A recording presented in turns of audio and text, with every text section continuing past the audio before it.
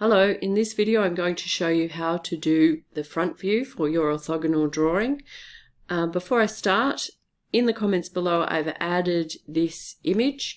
It has the dimensions of my number 5, and then you can see underneath I'm drawing my orthogonal drawing at 1:2 scale. 1:2 is one of the scales that we use in industrial design when our object is too big to fit on the page.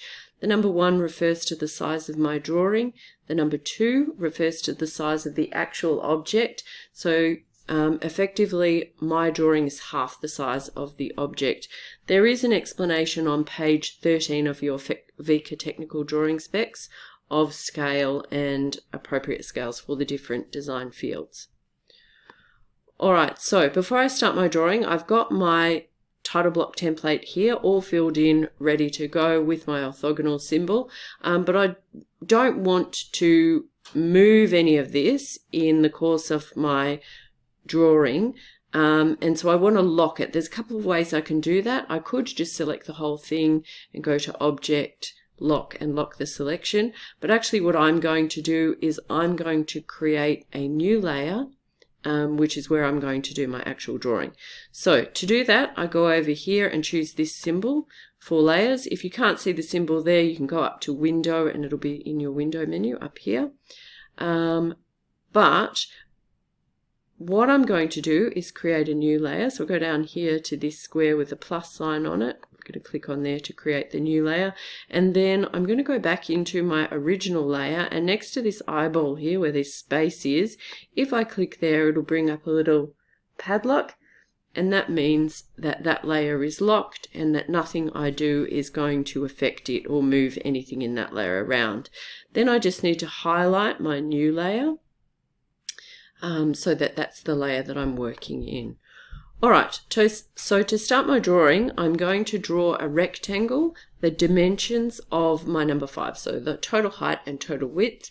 To do that, I'm going to select my rectangle tool and just click on the page.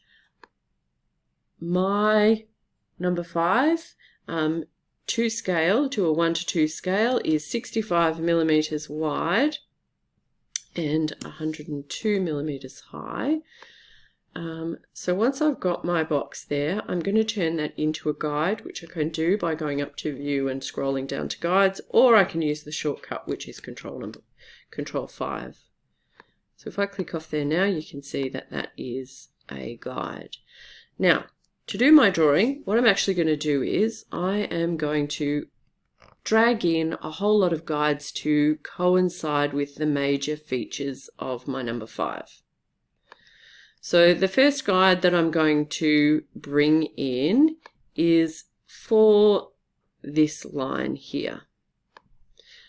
Now, I like to reposition my rulers just to make this super easy, and so that I can zoom in, because then I can see the measurements on the side a little easier, and I can be 100% accurate. So I click and drag. I know that first measurement is 18 millimeters. And then, because I don't like to add things up, I just keep repositioning the 0 to make it super easy. So my second guide I'm going to bring here, and that is 15 millimeters. So I've repositioned my guides. That's 15. Then I'm going to bring 1 to here. I know that that is the same as that, so that's 18 millimeters again. Reposition my 0. Drag it into 18.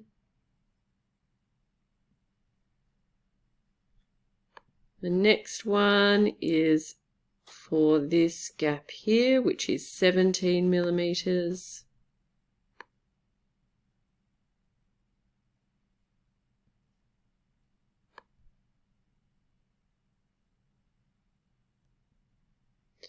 And then the very last one is for the bottom section here, which I know this measurement is consistent all the way around. So I've positioned my 0 at the bottom, and I'm going to drag one in 18 millimeters up from there. Alright, so having done that, now all I need to do is bring in guides for this point here and this point here, which I know is 18 millimeters as well. So I'll drag it in,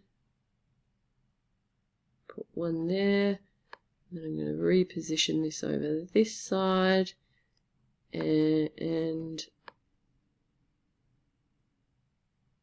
18 millimeters again. All right, I'll zoom out for you. Okay, so now I've got a whole lot of guides in. I'm ready to grab my pen tool and start drawing. I am going to draw from this point, and I'm going to basically go anti-clockwise. All right, so using my pen tool and the benefit of the guides, I'm literally, helps if you have a fill selected, I'm literally going to draw in my 5.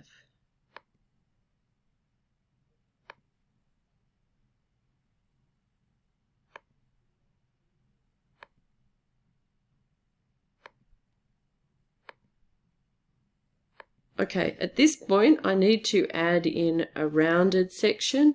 So the pen tool is great for drawing straight lines. It can draw curved lines as well, and I'm going to use that to create the curve of my 5. So if I now get this intersection, and instead of just clicking, if I click and hold and drag, it brings up these little handles which allow me to create all sorts of curved lines. So I'm just going to make mine perfectly go from corner to corner. Once you've done a curved line, it will change the handle or the tail on your pen tool to create more curved lines. So you just have to click back on that anchor point to turn it back into a straight line. So same deal, if I click and drag, just making sure that they line up. Click back on the anchor point. Up here.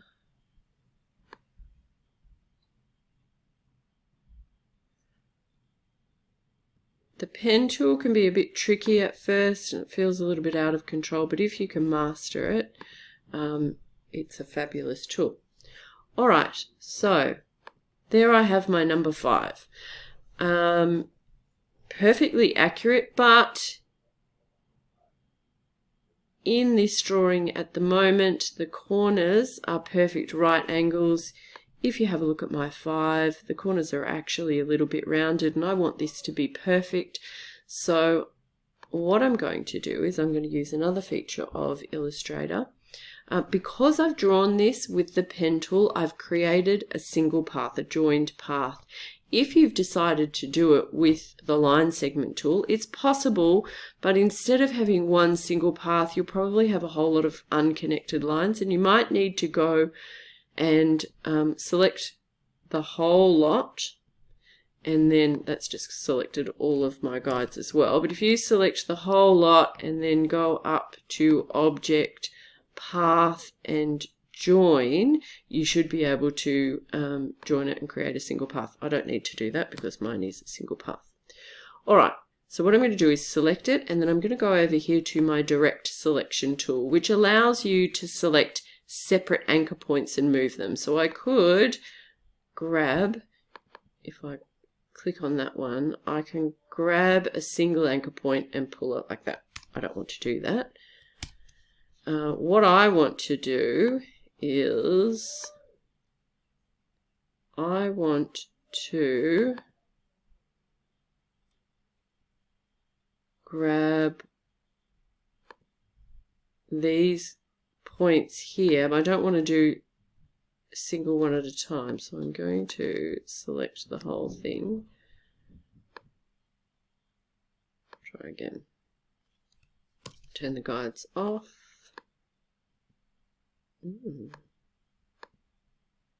What's happened to my line there? I must have deleted it. Let Let me go back. That's what's causing my problem. All right. So with it selected, if I go to my anchor tool, you'll see that it'll bring up these little points in the corners. If I click and drag on those, I can get rid of the right angles. Now I can go through and do one at a time. I could hold the Shift key and select more than one. So I can select all of them, or actually preferably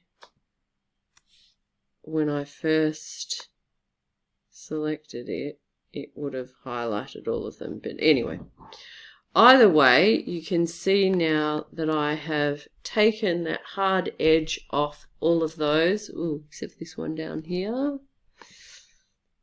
And so now I have a much more accurate drawing that looks like my number 5. All right, in the next video, I'm going to show you how to line up and draw your other views.